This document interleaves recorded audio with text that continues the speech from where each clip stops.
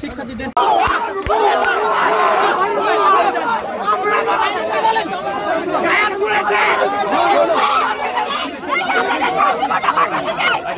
ছাত্রকে ছুমেরে উঠিয়ে নিয়ে যাওয়া, শিবির বলেন আর যাই বলেন, এইটা খুবই অন্যায় এবং এই কারণে আজকে দেশের এই পরিণতি ঘটেছে। এটা আপনাদের মনে রাখতে হবে। আজকে তো 12 বছর ধরে এই কাণ্ডটাই করেছেন আপনারা, ছাত্রলীগ এবং আপনারা মিলে।